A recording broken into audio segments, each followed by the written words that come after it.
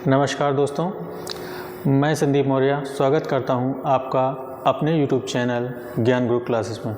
तो super fast revision के नाम से जीके जीएस की ये प्रैक्टिस सेट तीसरी क्लास है और इसके पहले आपको हिंदी की मिल चुकी है, मैथ्स की भी मिल रही है, रीजनिंग की भी मिल रही है। ये जीके जीएस आपके एग्ज़ाम के लिए काफ़ी महत्वपूर्ण क्वेश्चन होते हैं जो कि आपको एग्ज़ाम में काफ़ी मदद करेंगे। तो वीडियो को देखने के बाद शेयर जरूर कर दिया करें अपने दोस्तों के पास, जो लोग भी उत्तर प्रदेश पुलिस या होमगार्ड की तैयारी कर रहे हैं। तो चलिए आज शुरू करते हैं। पहला क्वेश्चन है, भारत में पाषाणकालीन शिला चित्रकारी कहाँ पाई जाती है? नालंदा, भीमबेटका, एलिफेंटा, बाघ गुफाएं। तो क्या होगा इसका आंसर? भीमबेटका गुफाएं। ये कहाँ पर है? ये है आपके मध्य प्रदेश में। ठीक, क्या होगा इसका आंसर? भीमबेटका। ये कहाँ है? मध्य प्रदेश। उसके बाद बात करते हैं नालंदा आपका कहाँ पड़ेगा? ये पड़ेगा आपका बिहार में। वहीं बात किया जाए एलिफेंटा, ये आपका महाराष्ट्र में पड़ेगा, महाराष्ट्र। बाघ गुफाएं कहाँ पड़ेंगी? ये आपकी पड़ेंगी मध्य प्रदेश, मध्य प्रदेश। अगला क्वेश्चन है, जैन धर्म में जैन शब्द संस्कृत शब्द जिन से लिया गया है, जिसका अर्थ होता है अर्थात जिसने सभी मानवीय भावावेशों पर विजय प्राप्त कर लिया हो। ठीक है, आपको जिन का अर्थ बताना है। ठीक है, जिन का अर्थ बताना है कि जिन का अर्थ क्या होता है। ठीक, तो जिन का अर्थ होता है विजेता। विजेता मतलब जिन का अर्थ होता है विजेता, और विजेता किसकी बात कर रहे हैं? जिसने मानवीय भावावेशों, ठीक है, जैसे सुख दुख प्रेम, ठीक, द्वेष, इन सब पे जिसने विजय प्राप्त कर लिया हो वो क्या होता है? विजेता होता है। और जिसका ये संस्कृत का शब्द है, ठीक, जिन, और इसका अर्थ क्या होता है? विजेता। बात करते हैं जैन धर्म। जैन धर्म के संस्थापक की बात किया जाए, जैन धर्म के संस्थापक, ठीक, संस्थापक कौन है? ऋषभनाथ या ऋषभदेव। ठीक, अगर बात किया जाए ये पहले तीर्थकर भी हैं। ठीक, पहले तीर्थकर। ठीक, वही बात किया जाए 23वें तीर्थकर कौन है? 23वें तीर्थकर ये हो जाएंगे आपके पार्श्वनाथ। वही बात किया जाए 24वें तीर्थकर कौन है? तो महावीर स्वामी।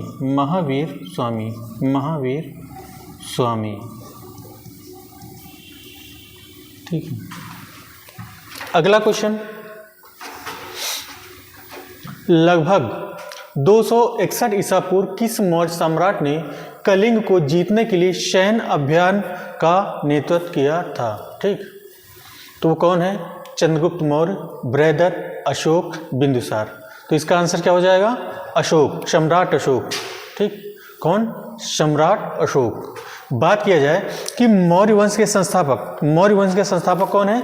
चंद्रगुप्त मौर्य। ठीक, ये है मौर्य वंश के संस्थापक, मौर्य वंश के संस्थापक।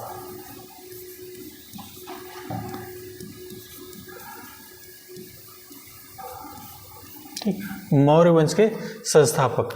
बात किया जाए ये कौन है? बृहदत्त, ये मौर्य वंश के अंतिम शासक थे, मौर्य वंश के अंतिम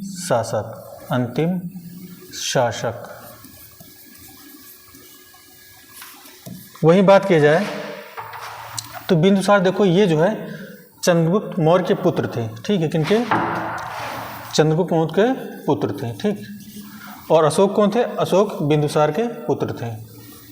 ठीक, बिंदुसार जो है चंद्रगुप्त मौर्य के पुत्र थे, अशोक जो है बिंदुसार के पुत्र थे। बिंदुसार को अमित्र घात के नाम से जाना जाता है। ठीक, अमित्र घात के नाम से जाना जाता है। अगला क्वेश्चन है,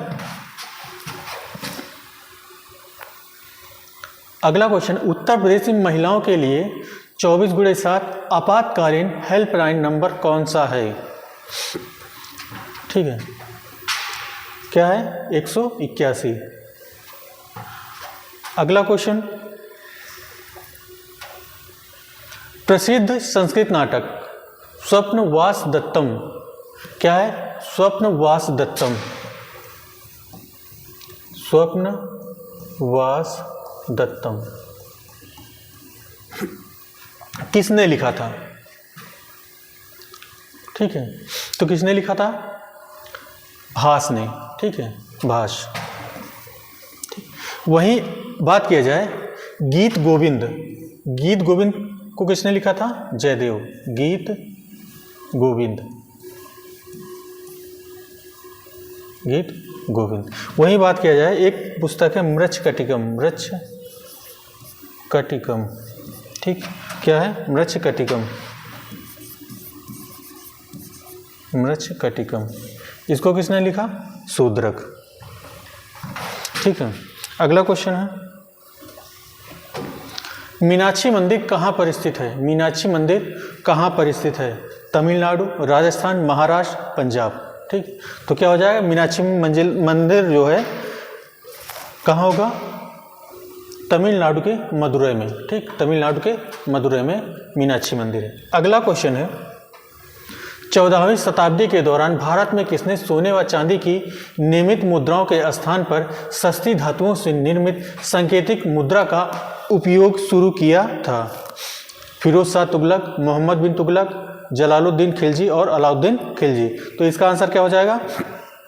मोहम्मद बिन तुगलक, मोहम्मद बिन तुगलक। अगला क्वेश्चन है, कन्नौज की लड़ाई में शेर शाह सूरी द्वारा हुमायूं को कब पराजित किया गया? ठीक है, कन्नौज की लड़ाई में शेर शाह सूरी द्वारा हुमायूं को कब पराजित किया गया?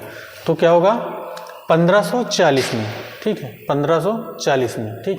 देखो, कन्नौज की लड़ाई को बिलग्राम युद्ध के नाम से भी जाना जाता है, बिलग्राम युद्ध। ये कब हुआ था? 1540, ठीक, 40 ईस्वी। इसमें विजय कौन हुआ था? इसमें जो है शेर शाह सूरी विजय हुए थे, शेर शाह सूरी विजय। अगला क्वेश्चन है, मध्यकालीन भारत के दौरान लिखी गई किताब गीत गोविंद के लेखक कौन है? अभी हो चुका, कौन है? जयदेव, ठीक। वहीं बात किया जाए बीजक, बीजक पुस्तक किसने लिखा था? बीजक, बीजक के लेखक हैं कबीर दास, बीजक, ठीक। वहीं अगर रामचरितमानस की बात किया जाए, रामचरितमानस, रामचरितमानस कौन है? तुलसीदास। अगला क्वेश्चन है, सिख धर्म के पहले गुरु कौन थे? गुरु गोविंद सिंह जी, गुरु रामदास जी, गुरु नानक देव जी, गुरु हरगोविंद, ठीक है। तो क्या होगा इसका आंसर? सिख धर्म के पहले गुरु गुरु नानक देव जी, ठीक है। वहीं की बात किया जाए कि गुरु गोविंद सिंह सिख धर्म के अंतिम गुरु थे, सिख धर्म के अंतिम गुरु, अंतिम गुरु, अंतिम गुरु, ठीक। हुआ कौन से? 10वें नंबर पे थे। अंतिम गुरु कौन है? गुरु गोविंद सिंह। अगला क्वेश्चन है, निम्नलिखित में से किसने भारत की समाजवादी साख को कमजोर किया? ठीक है, देखो, अगर बात किया जाए कि नई आर्थिक नीति, नई आर्थिक नीति कब आई? 1991 में, ठीक। उस समय प्रधानमंत्री कौन थे? प्रधानमंत्री तो पीवी नरसिम्हा राव, पीवी नरसिम्हा राव, ठीक है।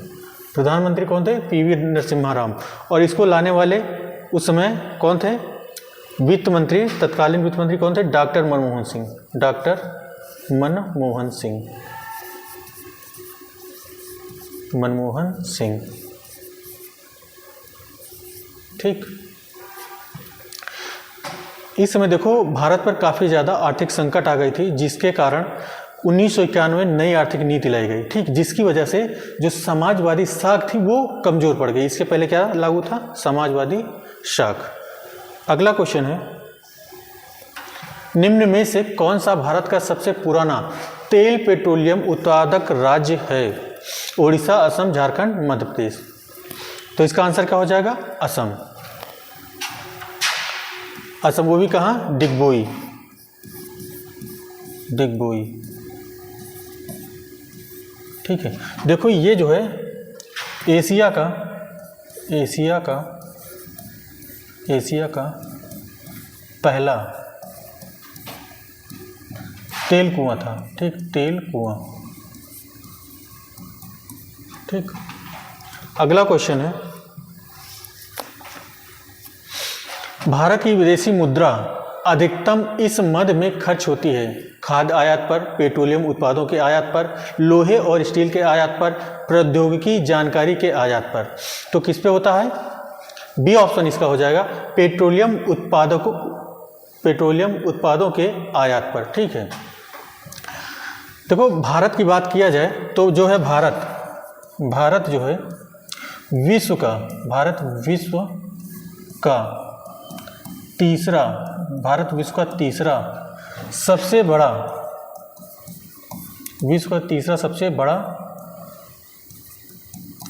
तेल उपभोक्ता है।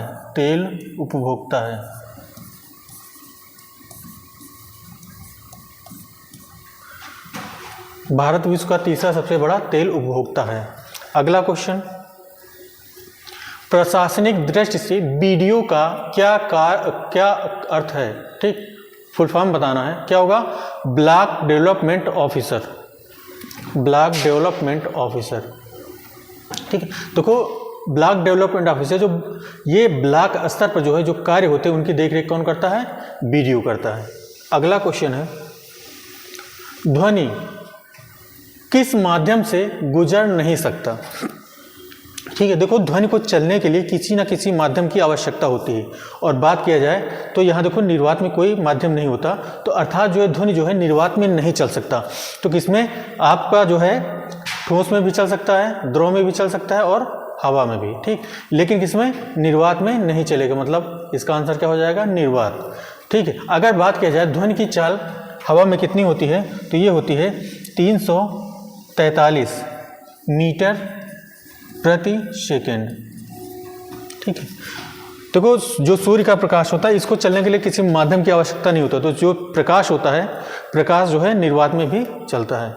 बात किया जाए अगला क्वेश्चन, तो निम्न में से कौन सा ऊर्जा का एक गैर नवीकरणीय स्रोत है? ठीक है, गैर नवीकरणीय की बात किया जाए, देखो कच्चा तेल ये गैर नवीकरणीय है, ठीक, लेकिन बात किया जाए पवन, सौर ऊर्जा और जैव भार, ये जो है नवीकरणीय के अंतर्गत आते हैं, ठीक है। मतलब इसका जो है रिसाइकिल किया जाता है, ये कभी खत्म नहीं होगा, लेकिन ये इसकी सीमित मात्रा है, ठीक है। तो इस वजह से ये इसका आंसर क्या हो जाएगा? कच्चा तेल, ये गैर नवीकरणीय में आएगा। आपका पवन, सौर ऊर्जा और जैव भार जो है किसमें आएगा?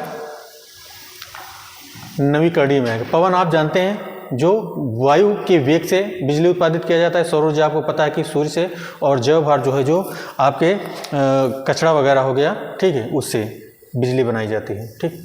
उसके बाद बात करते हैं अगला, राष्ट्रीय उद्यान में सबसे अधिक एक सींग वाले गैंडे पाए जाते हैं? जिम कॉर्बेट, रणथंभौर, काजीरंगा, बांदीपुर, ठीक। तो इसका आंसर क्या हो जाएगा? एक सींग वाले गैंडे के लिए काजीरंगा राष्ट्रीय उद्यान, ठीक। काजीरंगा है कहाँ पे? ये आपका है असम, ठीक, काजीरंगा असम में है। रणथंभौर की बात किया जाए, ये कहाँ है?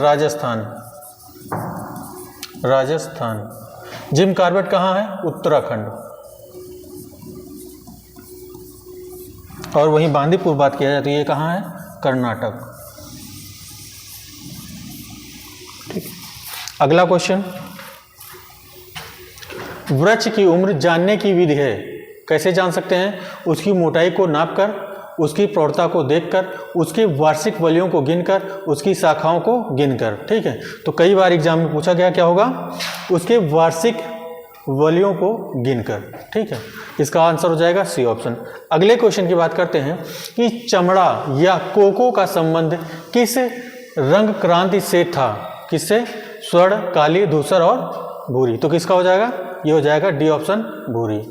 अगले क्वेश्चन की बात करते हैं, स्वतंत्र भारत का पहला तेल क्षेत्र में खोजा गया था। ठीक, अभी हम लोग कर चुके हैं कहाँ पे, असम।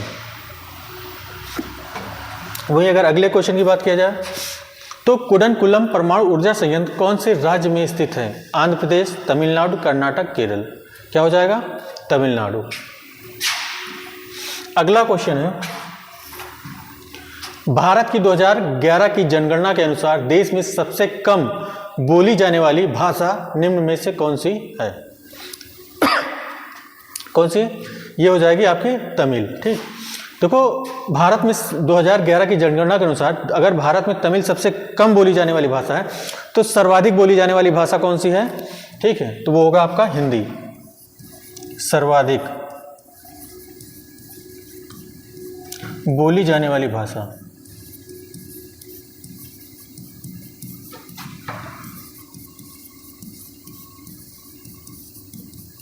क्या है? हिंदी। अगली बात करते हैं, अगले क्वेश्चन। अगला क्वेश्चन है 2011 की जनगणना के अनुसार भारत का तीसरा सर्वाधिक जनसंख्या वाला राज्य कौन सा है? मध्य प्रदेश, पश्चिम बंगाल, बिहार, महाराष्ट्र। ठीक है, तो बात करते हैं सर्वाधिक जनसंख्या वाले राज्य। ठीक, तो सबसे ज़्यादा जनसंख्या कहाँ है भारत में? तो यह है, पहला है उत्तर प्रदेश। उत्तर प्रदेश। दूसरे नंबर पर कौन सा है? महाराष्ट्र। महाराष्ट्र। तीसरे नंबर पे कौन है? बिहार। बिहार। ठीक, तो तीसरा पूछा, ये है पहला, ये है दूसरा और ये है आपका तीसरा, तो इसका आंसर क्या हो जाएगा? बिहार। वहीं अगर बात किया जाए सबसे ज़्यादा जनसंख्या घनत्व कहाँ पे है, तो कहाँ पर होगा?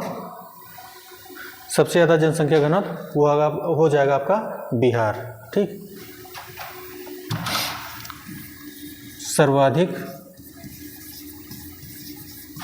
जनसंख्या घनत्व।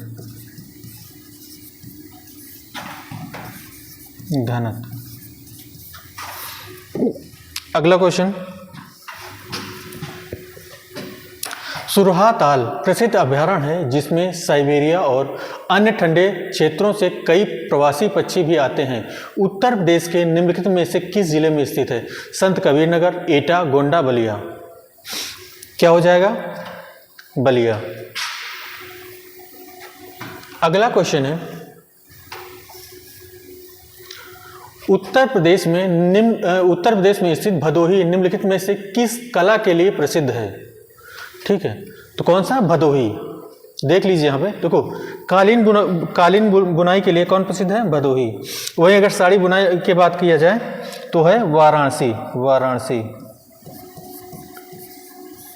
वहीं अगर चिकनकारी के लिए बात किया जाए तो लखनऊ। वहीं अगर चमकीले मिट्टी के बर्तन तो क्या हो जाएगा? मुरादाबाद। मुरादाबाद।